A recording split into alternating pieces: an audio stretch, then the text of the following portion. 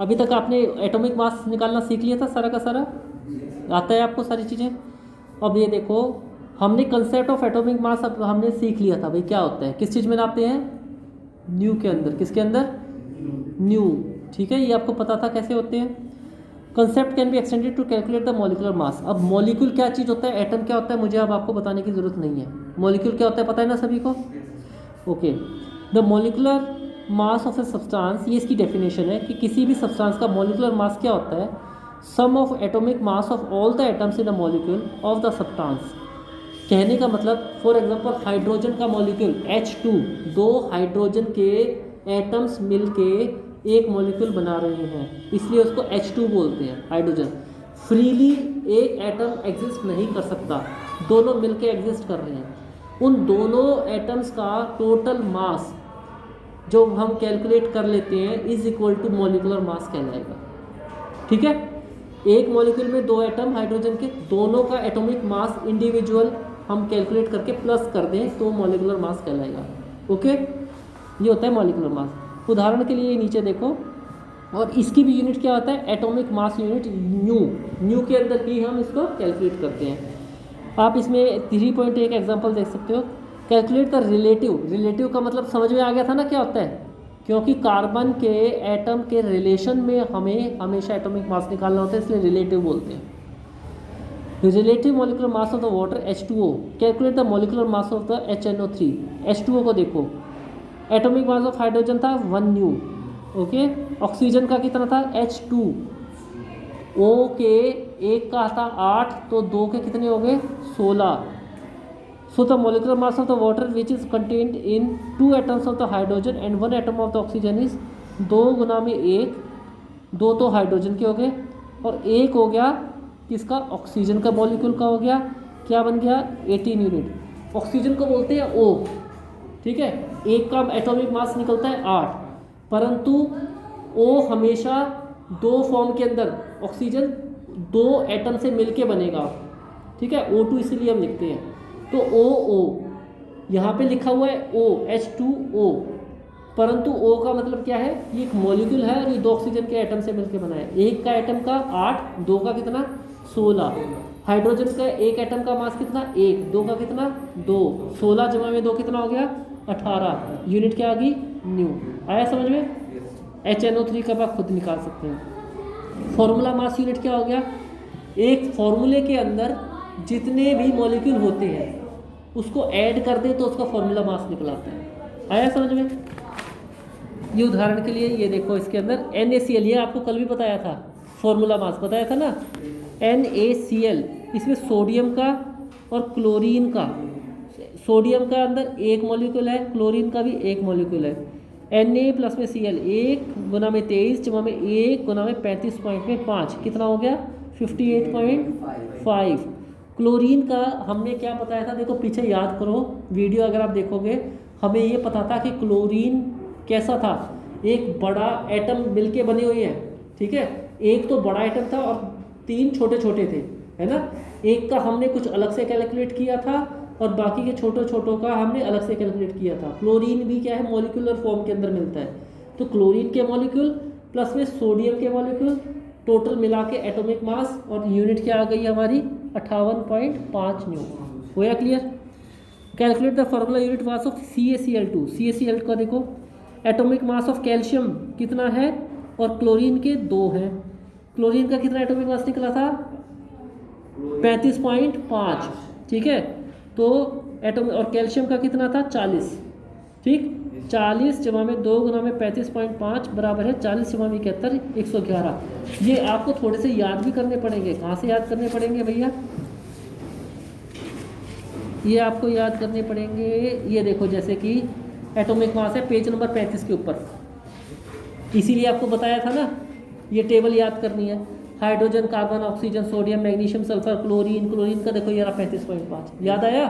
तो ये याद से यहाँ से आपको क्या आ रही है, ये कभी अभी बोलो कि ये तो जादू सा दिख गया हमारे को, पता नहीं कहाँ से आया 35.5, इसलिए याद करने के लिए बोला था, ओके। अब आगे हम आ जाते हैं बेटा किस चीज़ के ऊपर, मोल कंसेप्ट के ऊपर। मोल कंसेप्ट क्या कहता है, ध्यान से सुनिए। एग्जाम्पल देखिए रिएक्शन का, ऑक्सीजन के साथ में, 2H2 प्लस में O2 इक्वल टू 2H2O, सबको पता है क्या होता है। इस रिएक्शन के अंदर हमारे को क्या क्या दिखाई दे रहा है, दो मॉलिक्यूल तो हाइड्रोजन के कंबाइन कर रहे हैं एक मॉलिक्यूल ऑक्सीजन के, और फिर क्या बना रहे हैं, दो मॉलिक्यूल वाटर के बना रहे हैं। अगर हम इसका एटॉमिक मास की फॉर्म के अंदर देखें तो 4 न्यू तो हाइड्रोजन का, H2 है ना, H का 1, 2 गुना 2 4, यानी कि 4 न्यू एटॉमिक मास। ऑक्सीजन का कितना हो जाएगा, 16 होता है, 16 दूनी 32, और कितना बन जाएगा ये फिर 32 जमा में 4 कितना हो गया 36 न्यू है, ये बन रहा है। अब हम इससे क्या पता लगता है इस इक्वेशन से कि एक substance can be characterized by its mass और द नंबर ऑफ मॉलिक्यूल्स, कि भाई उसकी पहचान कैसे निकलती है कि इतने मॉलिक्यूल मिलके एक सब्सटेंस बना हुआ है, उसकी पहचान ऐसी होती है ना। और मॉलिक्यूल को हम कैसे कैलकुलेट करते हैं, तो कितने एटम मिलके एक मॉलिक्यूल बना हुआ है। टोटल हम क्या निकालते हैं, मास। मैंने आपको एक और उदाहरण बताया था कि ये तो बड़ा मुश्किल हो गया, आप कहीं मंडी के अंदर जा रहे हो और आपकी रिक्वायरमेंट है कुछ 5 या 6 क्विंटल आलू की, और वहाँ पे आप बोलोगे कि एक काम करो 6,02,50,000 आलू कर दो, तो ये तो गलत है ना। आप क्या बोलोगे, क्विंटल में बोरियों में भर के इतने बोरी का मतलब 1 क्विंटल, इतने किलो इतने क्विंटल आलू दे, है ना। तो उसी तरीके से अब हमारे सामने क्या आता है, ये यहाँ पे देखो, therefore it is more convenient to refer to the quantity of substance in terms of the number of its molecules और atoms, के number of molecule, कितने molecule हैं एक substance में, rather than their masses। उसका मास निकालने की जगह हम उसके number of molecule निकाल लेते हैं, और हम मान के चलते हैं कि एक जो टोटल है, अगर हम 1 मोल बोल रहे हैं तो 1 मोल के अंदर 6.022 इंटू 10⁻23 मॉलिक्यूल होंगे, ठीक है। किसी भी सब्सटेंस के अंदर हम ये मान के चल रहे हैं कि 1 मोल जब हम बोलेंगे तो उसका मतलब होगा, जैसे 1 दर्जन में 12 केले होते हैं, इसी तरीके से 1 मोल जब हम बोलेंगे तो इसका मतलब होगा उसके अंदर 6.022 गुना में 10⁻23 मॉलिक्यूल्स या एटम्स होंगे, ठीक है। अब हमें अगर एक एटम का मास पता चल जाए तो हम एक एटम का मास हमारे को पता है, जैसे कि क्लोरीन का 35.5 है, ठीक है। आपको बोला गया कि 6 मोल ऑफ क्लोरीन कितना होगा, तो आपको पता होगा कि 1 मोल के अंदर कितने क्लोरीन के मॉलिक्यूल होंगे, 6.022 गुना 10⁻35, तो 6 मोल के अंदर कितने होंगे गुना में 6। एक एटम का मास 35.5 निकल रहा था, टोटल मास कितना निकलेगा, गुना में 35.5, टोटल को गुना कर देंगे, हमारा आ जाएगा। आया समझ में क्या होता है मोल कॉन्सेप्ट, आया दिमाग में घुसा। ये देखो, जैसे अब ये देखो, the number of particles atom molecules और आयंस प्रेजेंट इन 1 मोल हो। अच्छा, 1 मोल का मतलब सिर्फ मॉलिक्यूल ही नहीं होता, या तो हमारे देखो कोई भी सब्सटेंस एटम की फॉर्म के अंदर मिलेगा, एटम मिलके बन रखा है, या मॉलिक्यूल की फॉर्म में मिलेगा, या फिर आयंस की फॉर्म में मिलेगा। तीनों ही चीज़ें आपको पता है अलग अलग क्या होती हैं, charge ion, molecule 2 atom, 1 atom खाली एटम, ठीक है। अब सब्सटेंस इन तीनों चीज़ों से ही बन सकते हैं, या तो आयन से, या मॉलिक्यूल से, एटम से। अगर सब्सटेंस को हम बोल रहे हैं कि 1 मोल, तो 1 मोल का मतलब क्या होगा, 6.022 गुना 10⁻23, उसके अंदर एटम है, मॉलिक्यूल है, आयन है, कुछ भी हो, बस नंबर ये होगा। 1 का भार बता दिया तो आपको फिर ये बोला गया कि मान लो 6 मोल का नाम, 6 मोल का बताओ, 10 मोल का बताओ, तो आपको ये पता है कि 1 मोल में तो इतने, 6 मोल में गुना में 6, ठीक है। 1 का मास आपको 35.5 दे रखा है, और बाकी का बताना है तो 6 गुना में 6.022 गुना 10⁻23 गुना में 1 का कितना था 35.5, उसको भी गुना कर दो, टोटल आपका क्या आ जाएगा, मास निकल आएगा टोटल।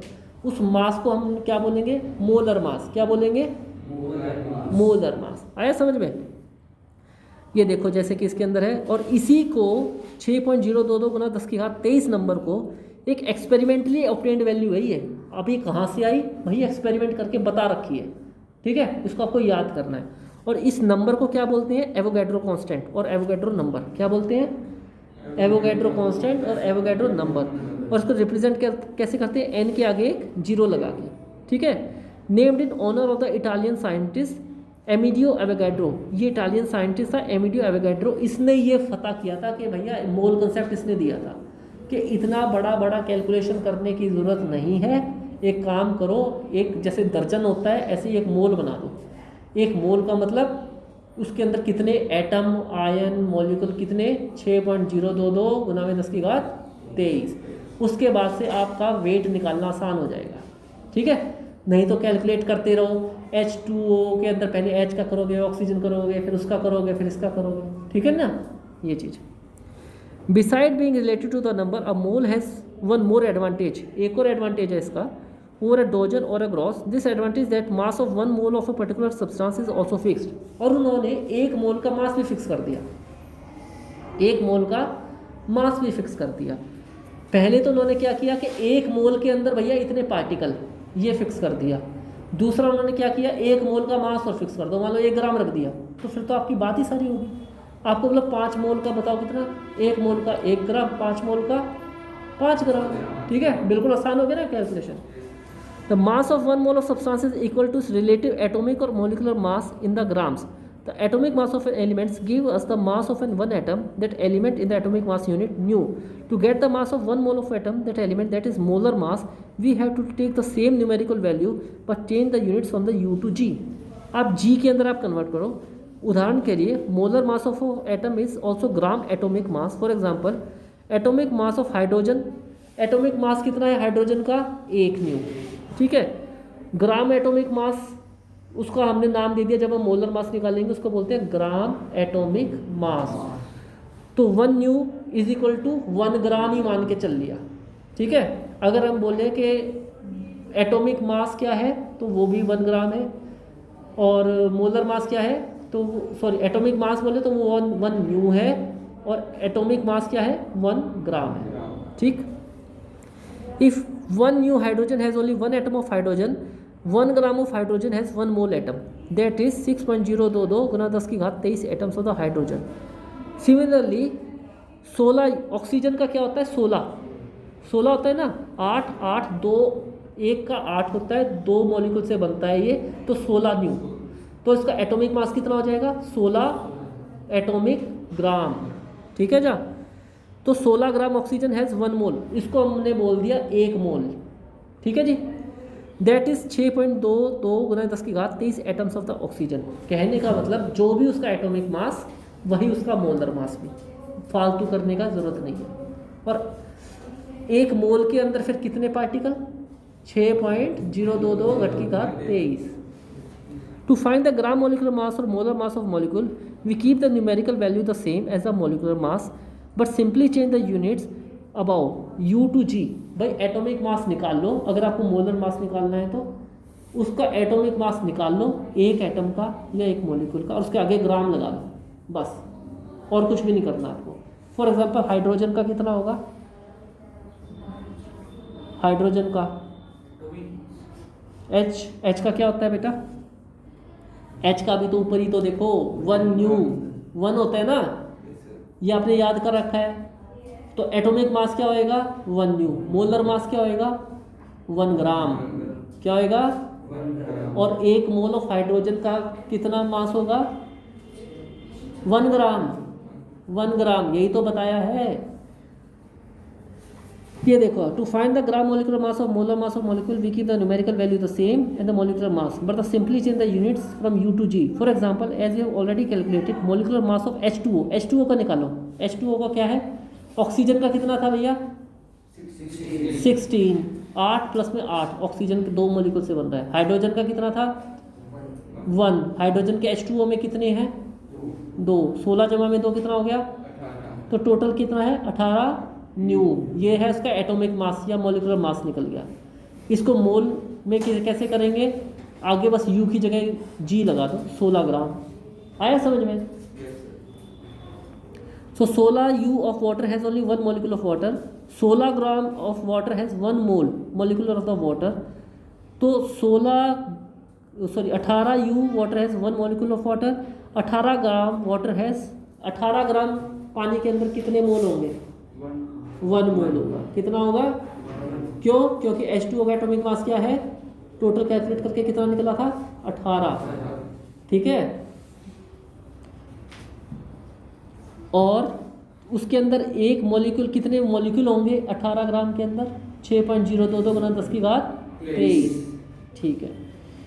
अब ये ऊपर देखो, ये है chemist need the number of atoms and molecules while carrying out reaction and for this they need to relate the mass in the grams to the number. It is done as follow. एक mole के अंदर 6.022 10 की घात 23 number, ठीक है, इतने number of atom या molecule. कितना वेट, कितना 6.022 गुना 10 की घात 23 एटम्स का कितना वेट, जितना एटॉमिक वेट आप कैलकुलेट करोगे उसके आगे बस ग्राम लगा देना है। ठीक है जी। आगे देखो इसका, अब ये देखो 3.3 देखो, calculate the number of moles for the flying 52 gram of helium finding mole from the mass. 52 gram of helium के अंदर कितना होगा? अब ये देखो, पहला number of moles is equal to मान लो n, ठीक है। मास कितना दे रखा है? m, molar mass capital M, given number of particles n, Avogadro number n0। ये इसके रिप्रेजेंट करने के तरीके हैं। एटॉमिक मास ऑफ हीलियम कितना हो गया? हाइड्रोजन, हाइड्रोजन के बाद में क्या आता है? हीलियम आता है, ठीक है। नंबर 2 पे हीलियम का आता है बेटा 4 न्यू, तो इसका मोलर मास कितना हो जाएगा? न्यू की जगह क्या लगा देना है? ग्राम, 4 ग्राम। तो नंबर ऑफ मोल्स कितना हो गया? ये तो 4 ग्राम तो ये दे रखे हैं। मोलर मास कितना है भैया? 4 है। 52 ग्राम आपका पूछा हुआ है। 52 ग्राम के अंदर कितना होगा? 52 भाग में 4 बराबर है 13। तो n का मतलब क्या है? नंबर ऑफ मोल्स कितने निकले हमारे? 13। 13 चौके 52 होते हैं ना, 13 तो मोल निकल गए। अब एक मोल के अंदर कितने हैं? 6.022 गुना 10 की घात 23 मॉलिक्यूल होते हैं। अब हमारे को क्या कैलकुलेट करना है? नंबर ऑफ मोल्स, क्योंकि दूसरे क्वेश्चन में क्या पूछा है? 12.044 गुना 10 की घात 23 number of helium atoms finding mole from the number of particle. तो इसके अंदर आपको मोल्स कैलकुलेट करनी है।